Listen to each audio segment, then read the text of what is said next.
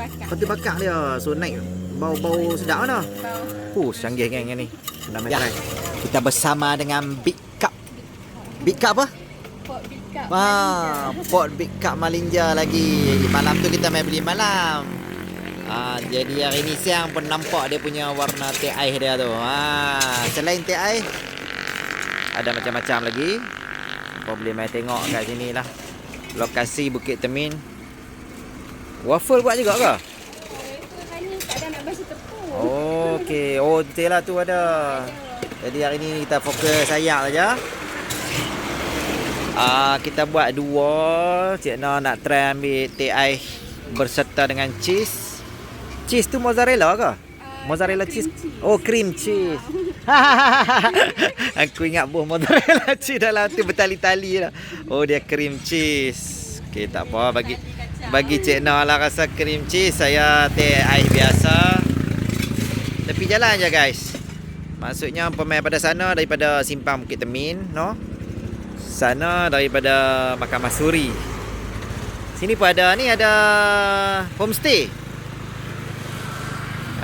Kita naik ni. Kita naik Monster of ATV mai. Kalau hangpa nak naik ATV ni, kat mana Cik Noh? Boleh naik dekat Telaga 7. Siapa punya? Fizo Omar punya, iaitu ATV Safari. ATV Safari Langkawi. ATV Safari. Alright, jom kita tengok. Jadi nak naik ATV tu hampa kena pergi Telaga 7. Kalau nak beli teh ais, boleh mai sini. Abang order Big Cup. Besar punya ke? Order besar punya? Itu yang apa tu? Satu lagi tu? Cappuccino. Cik ni nak cappuccino. Mantap lah. Okay guys, so support lah sini. Boleh follow TikTok mereka pun banyak follower. Support. Kalau nak booking homestay pun boleh noh. Roger. Baik. Betul. Untuk 5 ada kosong ya? Ada lagi. Ada lagi sikit. Siapa yang duk cari tu, baik ambil. Terima kasih Kelia pakcik.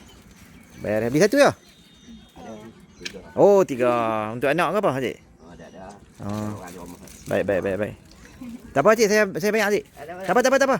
Saya banyak. Banyak ni. Tak apa, banyak pun tak apalah. Doa moga saya murah rezeki ya cik. Ya, terima kasih cik. Jam petang ni. Iyalah, tapi puas noh dia punya cup dah besar noh. Okey. Baik je lah. Tak apa. Alah sikit 3 je. Baik cik. Lelok bawa motor. Okay, baik geng, jangan lupa like, comment, share, support kedai ni. So maksudnya lepas bubur cream cheese, bubur apa atas tu? Brown sugar.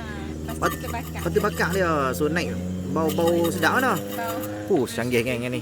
Dah main try. Siap. Acu try terus. Kita terak kan. Acu try terus. Kaca-kaca yang atas tu sikit bagi dia turun ke bawah cheese dia. Cream cheese dia tu.